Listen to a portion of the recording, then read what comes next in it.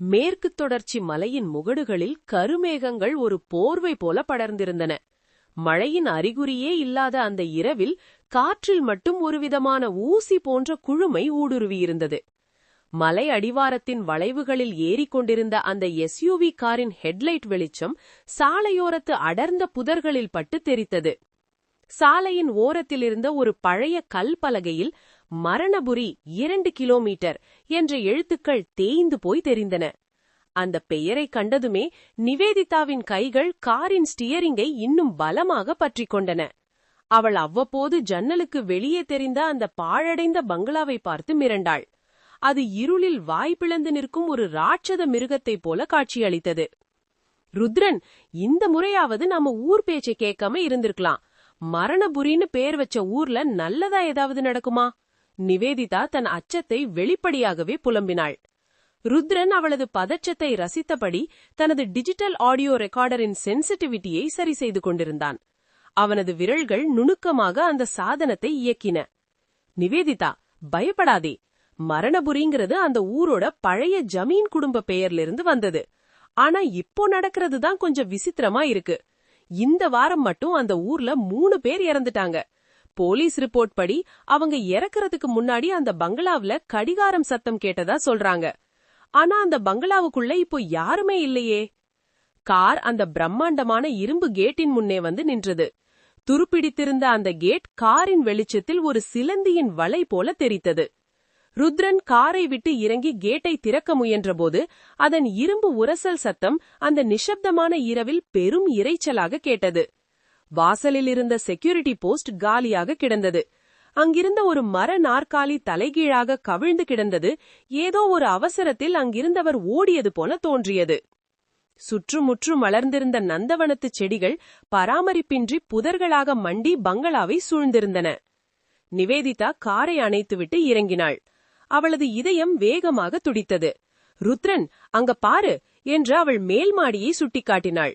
பங்களாவின் மாடியிலிருந்த ஒரு குறுகலான ஜன்னல் வழியாக ஒரு மெல்லிய மஞ்சள் நிற வெளிச்சம் கசிந்தது.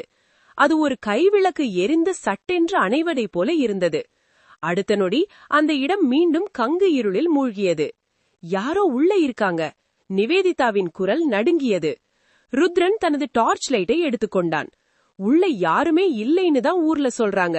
ஆனா இந்த வெளிச்சம், இது மனிதர்கள் ஏற்ற வெளிச்சம் மாதிரி தெரியல. வா, என்னன்னு பார்த்திடுவோம். அவர்கள் இருவரும் பங்களாவின் கனமான தேக்குமர வாசலை நோக்கி நடந்தபோது எங்கிருந்தோ ஒரு ஆந்தையின் அலறல் சத்தம் கேட்டது. சரியாக அதே வினாடி பங்களாவின் ஆழமான பகுதிகளிலிருந்து டாங் டாங் டாங் என கனத்த உலோகச் சத்தம் 3 முறை கேட்டது. அந்த பழைய கடிகாரம் உயிர் பெற்றுவிட்டது. அது வெறும் காலத்தை காட்டும் கருவியாக தெரியவில்லை. யாரோ ஒருவரின் மரணத்தை அறிவிக்கும் குரலாகவே அவர்களுக்கு ஒலித்தது. பங்களாவின் பிரம்மாண்டமான தேக்கு மரக் கதவு ருத்ரன் தொட்டதுமே ஒரு நீண்ட கிரீச் என்ற ஒலியுடன் மெல்ல திறந்தது. அந்த சத்தம் அந்த பெரிய வீட்டின் வெற்றுச் சுவர்களில் மோதி பல முறை எதிரொலித்து ஓய்ந்தது. அவர்கள் உள்ளே நுழைந்தபோது பல ஆண்டுகளாக சிறைப்பட்டிருந்த காற்று ஒருவிதமான பழங்கால பொருட்கள், காய்ந்த பூக்கள் மற்றும் கற்பூர வாசனையின் கலவையோடு அவர்களை வரவேற்றது. நிவேதிதா தன் கையில் இருந்த டார்ச் லைட்டை சுழற்றினாள். ஒளியின் கீற்று அந்த அகலமான ஹாலின் கூரையில் இருந்த சிலந்தி வலைகளையும் விலையுயர்ந்த பழைய வேலைப்பாடுகளையும் தொட்டுச் சென்றது. அந்த ஹாலின் மையப் பகுதியில் ஒரு சிம்மாசனத்தைப் போல கம்பீரமாக நின்றிருந்தது அந்த பிரம்மாண்டமான கிராண்ட்ஃபாதர் கடிகாரம். அதன் முட்கள் சரியாக 12 மணியில் உறைந்து போயிருந்தன. ஆனால் ஆச்சரியமான விஷயம் என்னவென்றால், அதன் கீழே இருந்த அந்த பெரிய பெண்டுலம் மட்டும் எந்த சத்தமும் இன்றி இடமும் வலமுமாக சீராக அசைந்து கொண்டிருந்தது. ருத்ரன், இங்க பாரு. நிவேதிதாவின் குரல் அந்த மௌனத்தை கலைத்தது. அவள் டார்ச் அடித்த திசையில் ஒரு பெரிய மரச்சட்டமிட்ட புகைப்படம் இருந்தது. அது அந்த ஜமீன் பங்களாவின் உரிமையாளர் விஸ்வநாதரின் புகைப்படம். கம்பீரமான மீசை, தீட்சண்யமான கண்கள் என அவர் தோற்றம் அதிகாரத்தை பறைசாற்றியது. ஆனால் அவரை விட விசித்திரமாக இருந்தது அவர் கழுத்திலிருந்த அந்த மாலை. அது வழக்கமான பூமாலை அல்ல, மிக சிறிய எலும்புகளை கொண்டு கோர்க்கப்பட்டது போல ஒரு விசித்திரமான அமைப்பில் இருந்தது. இவர்தான் ஜமீன்தார் விஸ்வநாதர். ருத்ரன் தன் கேமராவை எடுத்து அந்த புகைப்படத்தை படம் பிடித்தான். இவருக்கு பின்னாடி வாரிசுன்னு சொல்லிக்க யாரும் இல்லையாம். இவர் இறக்குறதுக்கு முன்னாடி ஒரு விஷயம் சொல்லிருக்கார். என் ஆத்மா இந்த வீட்லதான் இருக்கும். இந்த ஊர்ல யாராவது அநீதி செஞ்சா இந்த கடிகாரம் அடிக்கும்னு சொன்னாராம். ருத்ரன் அந்த புகைப்படத்தை உற்று நோக்கிக் கொண்டிருக்கும் போதே திடீரென்று அந்த நிசப்தத்தை கிழித்துக் கொண்டு ஒரு சத்தம் எழுந்தது. Tongue tongue tongue. அந்த கடிகாரம் மீண்டும் 3 முறை அலறியது. அந்த அதிர்வு அவர்கள் நின்றிருந்த தரைத்தளத்தையே லேசாக குலுக்கியது. நிவேதிதா பயத்தில் ருத்ரனின் கையை பலமாக பிடித்துக் கொண்டாள். அடுத்த வினாடி பங்களாவிற்கு வெளியே வெகு தொலைவில் ஊருக்குள்ளிருந்து ஒரு மனிதனின் பயங்கரமான அலறல் சத்தம் கேட்டது. அந்த சத்தம் காற்றலைகளில் மிதந்து வந்து அந்த பாழடைந்த பங்களாவிற்குள் எதிரொலித்தது. ருத்ரன், யாரோ கத்துறாங்க, அந்த சத்தம் குளக்கரை பக்கத்துல இருந்து வருது. நிவேதிதா பதறினாள். ருத்ரன் ஒரு நொடி கூட தாமதிக்கவில்லை. வா நிவேதிதா, சீக்கிரம் என்று கத்தியபடி பங்களாவிற்கு வெளியே ஓடினான். இரவின் இருளில் மரங்களுக்கிடையே அவர்கள் ஓடிய போது அந்த கடிகாரத்தின் பெண்டுலம் மட்டும் இன்னும் வேகமாக ஆடத் தொடங்கியது. யாரோ ஒருவரின் ஆயுள் முடிந்துவிட்டதை அது உறுதிப்படுத்துவது போல இருந்தது. இருளின் அடர்த்தியை கிழித்துக் கொண்டு ருத்ரனும் நிவேதிதாவும் சத்தம் வந்த திசையை நோக்கி ஓடினர். காய்ந்த சருகுகள் அவர்கள் காலடியில் நசுங்கும் சத்தம் அந்த நள்ளிரவின் நிசப்தத்தில் இடியென கேட்டது. ஊர் எல்லையிலிருந்த அந்த குளக்கரை நிலவொளியில் ஒரு வெள்ளித்தட்டு போல மின்னிக் கொண்டிருந்தது. ஆனால் கரையிலிருந்த அரசமரத்தின் நிழலில் ஒரு உருவம் அசைவட்டு கிடந்தது. அவர்கள் அருகில் சென்றபோது டார்ச் வெளிச்சத்தில் தெரிந்த முகம் அவர்களை அதிர வைத்தது. அவர் அந்த ஊர் பஞ்சாயத்து தலைவர் சோமசுந்தரம். ஐயா, சோமசுந்தரம் சார், என்னாச்சு? ருத்ரன் அவர் அருகில் மண்டியிட்டு அமர்ந்து நாடியை பரிசோதித்தான். சோமசுந்தரத்தின் கண்கள் நிலைகுத்தி இருந்தன. அவரது உடல் வலிப்பில் துடிப்பது போல தெரிந்தது. அவர் ருத்ரனின் சட்டையை பலமாக பற்றி கொண்டு ஏதோ சொல்ல முயன்றார். அவரது தொண்டை வறண்டு வார்த்தைகள் சிதைந்து வெளிவந்தன. ஐயா, அவரே வந்துட்டாரு, அந்த நாரதர் வந்துட்டாரு. சோமசுந்தரம் கடைசி மூச்சை இழுத்துவிட்டு அப்படியே சரிந்தார். நிவேதிதா பயத்தில் பின்வாங்கினாள். ருத்ரன், அவர் என்ன சொல்றாரு? நாரதரா? ருத்ரன் பதில் சொல்லாமல் சோமசுந்தரத்தின் முகத்தை உற்று நோக்கினான். அவரது நெற்றியில் புருவங்களுக்கு சற்று மேலே ஒரு விசித்திரமான அடையாளம் இருந்தது. அது ஒரு சிறிய மணி வடிவம். ஏதோ ஒரு சூடான உலோகத்தால் அழுத்தப்பட்டது போல அந்த இடம் கருகி தழும்பாக மாறியிருந்தது. ருத்ரன், இது என்ன அமானுஷ்யம்? அந்த பங்களாவில கடிகாரம் அடிச்சதும் இங்க ஒரு உயிர் போகுதே, இது நிஜமாவே அந்த ஜமீன்தாரோட ஆவியா? நிவேதிதா நடுங்கும் குரலில் கேட்டாள். ருத்ரன் அந்த முத்திரையை தனது விரல் நுவியால் லேசாக தொட்டு பார்த்தான். அவனது கண்கள் யோசனையில் சுருங்கின. இல்ல நிவேதிதா, இது ஆவி வேலை இல்ல. இது ஒரு இன்ஃப்ராசானிக் சவுண்ட் வேவ்ஸோட விளைவு. ஒரு குறிப்பிட்ட அதிர்வெண்ல சத்தம் கொடுத்தா அது மனுஷனோட இதயம், நுரையீரல் எல்லாத்தையும் பாதிக்கும். அது இதய துடிப்பையே நிக்க வச்சிடும். அந்த பழைய பங்களாவில இருக்கிற கடிகாரத்தோட அமைப்ப யாரோ ஒரு கொலை கருவியா பயன்படுத்துறாங்க. அவன் எழுந்து நிற்றான். அவனது பார்வை மீண்டும் அந்த இருண்ட பங்களாவை நோக்கி திரும்பியது. அந்த கடிகாரம் வெறும் சத்தம் மட்டும் எழுப்பல, அது ஒரு மரண அலைவரிசையை வெளியிடுது. இதை செய்யறதுக்கு தொழில்நுட்பமும் வேணும். இந்த ஊர்ல இருக்கிற சிலரோட பகையும் தெரியணும். வா நிவேதிதா, நாம பங்களாவுக்கு திரும்ப போகணும். அங்கதான் இதுக்கான விடை இருக்கு. குளக்கரை ஓரத்தில் வீசிய காற்று இப்போது ஒரு மரண ஓலத்தை போல அவர்களுக்கு கேட்டது. குளக்கரையின் மரண அமைதியிலிருந்து மீண்டும் அந்த பங்களாவை நோக்கி ருத்ரனும் நிவேதிதாவும் விரைந்தனர். ஒவ்வொரு அடியும் ஒரு பெரும் பாரத்தை சுமப்பது போல இருந்தது. பங்களாவின் நுழைவாயில் இன்னும் அதே கிரீச் ஒலியுடன் அவர்களை வரவேற்றது. ஆனால் இம்முறை அதன் பிரம்மாண்டம் அவர்களுக்கு ஒருவிதமான சவாலை விடுத்தது. ருத்ரன், அந்த மணி முத்திரை, அது எப்படி அவருக்கு வந்தது? நிவேதிதா கேட்டபடி டார்ச் வெளிச்சத்தை சுவர்களில் பாய்ச்சினாள். ருத்ரன் பதில் சொல்லாமல் நேராக அந்த பெரிய கடிகாரத்தின் அருகே சென்றான். அதன் பெண்டுலம் இன்னும் ஓயாமல் அசைந்து கொண்டிருந்தது. அவன் அந்த கடிகாரத்தின் மர வேலைப்பாடுகளை தட்டி பார்த்தான். ஒரு இடத்தில் மட்டும் சத்தம் சற்று வித்தியாசமாக டக் டக் என்று கேட்டது. இங்க ஏதோ இருக்கு என்றபடி அவன் ஒரு குறிப்பிட்ட செதுக்கலை அழுத்த கடிகாரத்தின் ஒரு பக்கச் சுவர் கதவு போல திறந்தது. உள்ளே ஒரு குறுகிய இருண்ட பாதை தெரிந்தது. அவர்கள் உள்ளே நுழைந்தனர். அது ஒரு சிறிய ரகசிய அறை. அங்கே நவீன காலத்து ஒலிபெருக்கிகள், ஹை எண்ட் ஸ்பீக்கர்கள் மற்றும் சில எலக்ட்ரானிக் சாதனங்கள் ஒரு மேஜை மேல் வைக்கப்பட்டிருந்தன. அந்த பழைய பங்களாவின் ஆன்மாவிற்குள் ஒரு நவீன எந்திரம் ஒழிந்து கொண்டிருப்பதை அவர்கள் கண்டனர். நான் சொன்னது சரிதான் நிவேதிதா. இந்த கடிகார சத்தத்தோட சேர்ந்து இந்த ஸ்பீக்கர்ஸ் வழியாதான் அந்த பாதிப்பை ஏற்படுத்துறாங்க. ருத்ரன் சொல்லிக் கொண்டிருக்கும் போதே, யார் சொன்னது இது வெறும் மிஷின்னு? இருட்டின் ஒரு மூலையிலிருந்து ஒரு கரகரப்பான குரல் கேட்டது. ருத்ரன் சட்டென்று டார்ச் வெளிச்சத்தை திருப்பினான். அங்கே ஒரு உருவம் நின்றது. முகத்தில் ஒருவிதமான வக்கிரம், கழுத்தில் புகைப்படத்தில் இருந்த அதே எலும்பு மாலை. அவன் கையில் ஒரு ரிமோட் கண்ட்ரோல் இருந்தது. யாரு நீ? எதுக்காக இந்த ஊர் மக்களை கொல்ற? ருத்ரன் அதட்டினான். அந்த உருவம் விகாரமாக சிரித்தது. நான் ஜமீன்தாரோட தம்பி பையன். இந்த சொத்துக்களுக்கெல்லாம் நான் தான் உண்மையான வாரிசு. ஆனா இந்த சோமசுந்தரமும் அவரோட ஆட்களும் சேர்ந்து என் குடும்பத்தையே தெருவுக்கு கொண்டு வந்தாங்க. என் உரிமைய பறிக்க பார்த்தாங்க. அவங்களுக்கு தண்டனை கொடுக்கதான் இந்த அமானுஷ்ய நாடகம். இப்போ எல்லாரும் பயப்படுறாங்க. பயம்தான் எனக்கு பலம். அவன் ஆவேசமாக தன் கையில் இருந்த ரிமோட்டின் ஒரு பட்டனை அழுத்தினான்.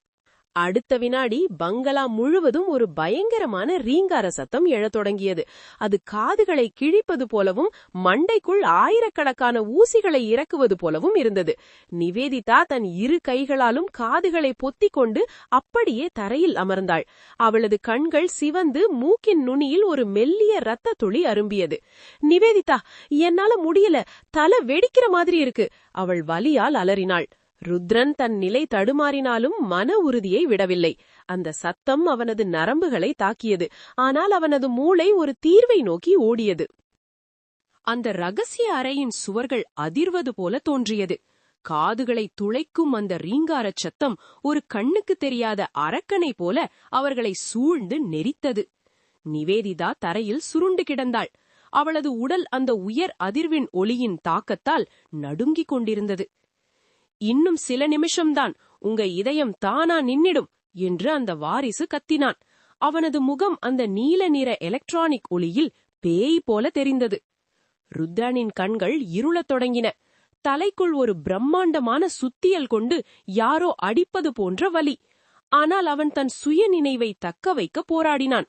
அவனது கைகள் சட்டென்று தன் கழுத்திலிருந்த அந்த 5 முக உருத்திராட்ச மாலையை தேடினான். அவன் அந்த மாலையை தன் கழுத்திலிருந்து அறுத்து எடுத்தான். அந்த உருத்திராட்ச மணிகளுக்கிடையே ஒரு சிறிய செப்ப உலோக தகடு இணைக்கப்பட்டிருந்தது. அது ஒரு சாதாரண அலங்காரம் அல்ல. நிவேதிதா, பயப்படாதே, இது வெறும் ஆன்மீகம் மட்டுமில்ல, சயின்ஸும் தான் என்று கத்தினான் ருத்ரன். ஆனால் அவனது குரல் அந்த இரைச்சலில் அவனுக்கே கேட்கவில்லை. அவன் அந்த உருத்திராட்ச மாலையை ஒரு குறிப்பிட்ட வேகத்தில் காற்றில் சுழற்றினான். மையவிலுக்கு விசையினால் அந்த மாலை ஒரு சக்கரம் போல சுழன்றது. சரியாக அந்த ஒலிபெருக்கியின் மைய பகுதியை நோக்கி தனது முழு பலத்தையும் திரட்டி அதை வீசினான். அந்த உருத்திராட்ச மாலையில் இருந்த செப்பு தகடு ஸ்பீக்கரின் காந்த புலத்திற்குள் புகுந்த அடுத்த நொடி ஒரு மின்காந்த குறுக்கீடு ஏற்பட்டது. கீச் என்று ஒரு நீண்ட கீறல் ஒலியுடன் அந்த பயங்கரமான ரீங்கார சத்தம் சட்டென்று நின்றது. அந்த அறையில் ஒரு கனமான மௌனம் வந்து அமர்ந்தது. நிவேதிதா மெல்ல மூச்சு திணறியபடி தலையை தூக்கினாள். அவளது காதுகளில் இன்னும் ஒரு மெல்லிய இரைச்சல் கேட்டுக்கொண்டிருந்தது. ஆனால் அந்த மரண வலி குறைந்திருந்தது. அந்த ஜமீன் வாரிசு திகைத்து நின்றான். என்ன என்ன செஞ்ச நீ? என் மிஷின் எப்படி நின்னது? உன் மிஷின் காந்த அலைகளை அடிப்படையா வச்சு இயங்குது. என்னோட உருத்திராட்சத்துல இருந்த அந்த செப்பு தகடு ஸ்பீக்கரோட சர்க்கியூட்டை ஷார்ட் பண்ணிடுச்சு. அறிவியலாலேயே தோற்கடிக்கப்படும் என்றான் ருத்ரன் மூச்சிரைக்க. அறையில் இருந்த அந்த நவீன சாதனங்கள் இப்போது செயலற்று புகைந்து கொண்டிருந்தன. ஆனால் அந்த ஜமீன் வாரிசின் கண்களில் இருந்த கொலை வெறி இன்னும் குறையவில்லை. தனது நவீன ஆயுதம் மௌனமானதைக் கண்டு அந்த வாரிசின் முகம் ஆத்திரத்தில் சிவந்தது. அவனது திட்டங்கள் அனைத்தும் ஒரு சில நொடிகளில் தவிடு பொடியாகி போனதை அவனால் தாங்கிக் கொள்ள முடியவில்லை. எல்லாத்தையும் கெடுத்துட்டியேடா, இன்னைக்கு நீயும் உன் ஆளும் உயிரோட போக முடியாது என்று கத்தியபடி தனது இடுப்பிலிருந்த கூர்மையான கத்தியை உருவினான். அவன் ருத்ரனை நோக்கி ஆக்ரோஷமாக பாய்ந்தான். நிவேதிதா பயத்தில் அலறினாள். ருத்ரன் தற்காப்புக்காக பின்வாங்க முயன்றபோது ஒரு விசித்திரமான சம்பவம் நடந்தது. மாடிப்பகுதியிலிருந்து தடதடவென ஒரு பெரும் சத்தம் கேட்டது. அடுத்த வினாடி ஹாலில் தொங்கிக் கொண்டிருந்த ஜமீன்தார் விஸ்வநாதரின் அந்த பிரம்மாண்டமான எண்ணெய் ஓவியம் ஆணி அருந்து நேராக கீழே விழுந்தது. அது சரியாக பாய்ந்து வந்த அந்த வாரிசின் தலைக்கு மேலே விழ அவன் நிலை தடுமாறி தரையில் விழுந்தான். அந்த கனமான மரச்சட்டம் அவனை நிலைகுலையச் செய்தது. சரியாக அதே நேரத்தில் மாடிப்படிக்கட்டுகளின் இருளிலிருந்து ஒரு உருவம் மெல்ல இறங்கி வந்தது. டொக் டொக் என்று தரையில் தடி ஊன்றும் சத்தம் அந்த நிசப்தத்தில் மிகத் தெளிவாக கேட்டது. டார்ச் வெளிச்சத்தின் ஓரங்களில் தெரிந்த அந்த உருவத்தை பார்த்த ருத்ரனும் நிவேதிதாவும் ஒரு நிமிடம் சிலையாக உறைந்து போனார்கள். வெள்ளை வேட்டி, தோளில் ஒரு துண்டு, கையில் ஒரு பித்தளை பிடி வைத்த தடி. புகைப்படத்தில் இருந்த அதே ஜமீன்தார் விஸ்வநாதர் அப்படியே நேரில் நடந்து வந்து கொண்டிருந்தார். பெரியப்பா, நீங்க உயிரோடவா இருக்கீங்க? இல்ல இது உங்க ஆவியா? தரையில் விழுந்திருந்த அந்த வாரிசு ஓவியத்தின் இடுக்கிலிருந்து வெளியே வர முடியாமல் பயத்தில் குளறினான். அவனது கையிலிருந்த கத்தி நழுவி தள்ளி விழுந்தது. அந்த முதியவர் நிதானமாக நடந்து வந்து அவர்கள் முன்னால் நின்றார். அவரது கண்கள் அதிகாரத்தோடும் அதே சமயம் ஆழ்ந்த வருத்தத்தோடும் தன் தம்பி மகனை பார்த்தன. நான் சாகலடா. ஜமீன்தாரின் குரல் குகைக்குள்ளிருந்து வருவது போல கம்பீரமாக இருந்தது. சொத்துக்காக என் சொந்த தம்பி பையனே என்ன கொல்ல பாப்பான்னு எனக்கு தெரிஞ்சது. அதனாலதான் நான் சாகுற மாதிரி ஒரு நாடகமாடி இந்த ரகசிய அறையிலேயே கடந்த 10 வருஷமா வாழ்ந்துட்டு இருக்கேன். ஆனா நீ பழி வாங்குறேன்னு இவ்வளவு பெரிய பாதகத்தை செய்வேன்னு நான் கனவுல கூட நினைக்கல. இந்த ஊர் ஜனங்களை எதுக்காகடா கொன்ன? அந்த வாரிசு பதில் சொல்ல முடியாமல் நடுங்கினான். ருத்ரனும் நிவேதிதாவும் ஒரு உண்மையான சரித்திரத்தின் சாட்சியாக அந்த இடத்தை பார்த்து கொண்டிருந்தனர். 10 வருடங்களாக ஒரு மனிதர் இந்த இருண்ட மாளிகைக்குள் மறைந்து வாழ்ந்திருக்கிறார் என்ற உண்மை அவர்களை திகைக்க வைத்தது. மறுநாள் காலை அந்த பனிமூட்டமான விடியலில் மரணபுரி முற்றிலும் வேறொரு தோற்றத்தில் இருந்தது. ஜமீன் பங்களாவின் வாசலில் இப்போது காவல்துறையின் வாகனங்கள் அணிவகுத்து நின்றன. பல வருடங்களாக மர்மமாக கருதப்பட்ட அந்த பெரிய கதவுகள் அகல திறந்திருக்க ஜமீன் வாரிசை விலங்கிட்டு காவலர்கள் அழைத்துச் சென்றனர். அவனது முகம் மரண பயத்தையும் தாண்டி தான் ஒரு உயிருள்ள மனிதனிடம் தோற்றுவிட்டோம் என்ற அவமானத்தில் குனிந்திருந்தது. பங்களாவின் திண்டையில் ருத்ரனும் நிவேதிதாவும் அமர்ந்திருக்க ஜமீன்தார் விஸ்வநாதர் அவர்களுக்கு சூடாக காப்பி கொடுத்து உபசரித்தார். 10 வருட தனிமை அவர் முகத்தில் ஒரு முதிர்ச்சியையும் அமைதியையும் தந்திருந்தது. தம்பி ருத்ரா, அந்த சத்தத்தை நிறுத்த நீ உன் உருத்திராட்சத்தை வீசினது உன் புத்திசாலித்தனம் என்று பாராட்டிய ஜமீன்தார் சற்று தயக்கத்துடன் தொடர்ந்தார். ஆனா அந்த பெயிண்டிங் தானா விழுந்ததுதான் எனக்கு ஆச்சரியமா இருக்கு. அது என் தம்பியோட ஆத்மா செஞ்ச வேலையோன்னு எனக்கு ஒரு சின்ன சந்தேகம் இருக்குப்பா. நிவேதிதா காப்பி கோப்பையை கையில் வைத்தபடி ருத்ரனை பார்த்தாள். அவளது கண்களில் இன்னும் அந்த மர்மம் விலகவில்லை. ஆமா ருத்ரன், ஜமீன்தார் சொல்றதும் யோசிக்க வேண்டிய விஷயம்தான். அது எப்படி சரியா அவன் மேல விழும்? அப்புறம் நேத்து ராத்திரி மாடியில எரிஞ்ச அந்த விளக்கு? ஜமீன்தார் சிரித்தார். அது நான்தாம்மா. நீங்க 2 பேரும் உள்ள வரும்போதே தெரிஞ்சது ஏதோ ஒரு ஆபத்து வரப்போகுதுன்னு. உங்களுக்கு ஒரு சிக்னல் கொடுக்கலான்னு தான் அந்த விளக்கை ஏத்தி அணைச்சேன். ருத்ரன் மெல்ல புன்னகைத்தபடி காரின் சாவியை எடுத்துக்கொண்டான். ஐயா, நீங்க சொல்றது ஒரு உணர்வு பூர்வமான உண்மை. ஆனா அறிவியல் ரீதியா பார்த்தா அதுக்கு வேறொரு காரணம் இருக்கு என்றான். நிவேதிதா ஆவலுடன் அவனை தொடர்ந்தாள். அவர்கள் காரை நோக்கி நடந்தபோது ருத்ரன் விளக்கினான். நிவேதிதா, அந்த பங்களாவில ஏற்பட்ட அந்த ஹை ஃப்ரீக்வன்சி சத்தத்தோட அதிர்வு, வைப்ரேஷன், அந்த பழைய பெயிண்டிங் மாட்டிட்டு இருந்த ஆணியை மெல்ல மெல்ல லூஸ் ஆக்கி இருக்கும். ஒரு குறிப்பிட்ட அதிர்வெண்ல அந்த பாறை போன்ற சுவரும் அதிர்ந்தப்போ ஆணி பிடிமானத்தை இழந்து பெயிண்டிங் கீழே விழுந்துருச்சு. இது ஜஸ்ட் பிசிக்ஸ். நிவேதிதா காரில் ஏறியபடி, அப்போ அந்த ஜமீன்தார் சொன்னது என்று விடாமல் கேட்டாள். சில உண்மைகள் அறிவியலா இருக்கிறத விட அமானுஷ்யமா இருந்தாதான் மக்களுக்கு ஒரு பயமும் மரியாதையும் இருக்கும். அப்பதான் இனிமேலாவது இந்த ஊர் ஜனங்க தப்பு செய்யாம நிம்மதியா இருப்பாங்க. கார் மலைப்பாதையில் மெல்ல வளைந்து இறங்கியது. ருத்ரன் தனது ஆடியோ ரெக்கார்டரை எடுத்து அந்த இரவு பதிவுகளை சரிபார்த்தான். எல்லாம் சரியாக பதிவாகியிருந்தது. ஆனால் கடைசியாக பதிவாகியிருந்த அந்த ஒரு நொடி சத்தத்தை கேட்டபோது அவனது புன்னகை சட்டென்று மறைந்தது. அதில் பதிவாகியிருந்தது கடிகாரத்தின் டங் என்ற உலோக சத்தம் அல்ல, மாறாக ஒரு சிறுவனின் மெல்லிய சிரிப்பு சத்தம் காற்றில் மிதந்து வருவதைப் போல தெளிவாக கேட்டது. ருத்ரன் எதையும் சொல்லாமல் ரெக்கார்டரை அணைத்தான். சில மர்மங்கள் முடிவில்லாதவை என்பதே அதன் அழகு. முற்றும். அவ்வளவுதான் ஃப்ரெண்ட்ஸ். நந்தவனத்து நாரதர் மர்மம் ஒரு வழியா முடிவுக்கு வந்துடுச்சு. கடைசியா அந்த ஆடியோ ரெக்கார்டர்ல கேட்ட சிரிப்பு சத்தம், அது உண்மையாவே ஒரு குழந்தையோட ஆவியா, இல்ல ருத்ரன் சொல்ற மாதிரி ஏதாவது சயின்டிபிக் ரீசனா? அத உங்க கற்பனைக்கே விட்டுடுறேன். ஏன்னா சில மர்மங்கள் அப்படியே இருக்கிறது தான் சுவாரஸ்யம் இல்லையா? இந்த கதை உங்களுக்கு பிடிச்சிருக்குன்னு நம்புறேன். ருத்ரன் நிவேதிதாவோட இந்த அட்வென்ச்சர் பத்தி நீங்க என்ன நினைக்கிறீங்கன்னு கமெண்ட்ஸ்ல சொல்லுங்க. உங்களுக்கு இந்த மாதிரி சயின்ஸ் கலந்த மிஸ்டரி கதைகள் பிடிக்குமா, இல்ல பியோர் ஹாரர் கதைகள் பிடிக்குமா? அதையும் மென்ஷன் பண்ணுங்க. இந்த கதை பிடிச்சிருந்தா ஒரு லைக் போடுங்க, உங்க ஃப்ரெண்ட்ஸ்க்கும் ஷேர் பண்ணுங்க. முக்கியமா சப்ஸ்கிரைப் பண்ணலனா இப்பவே பண்ணிடுங்க. அப்போதான் ருத்ரனோட அடுத்த மிஷன் உங்களை தேடி வரும். மறுபடியும் ஒரு சூப்பரான கதையோட உங்களை சந்திக்கிறேன்.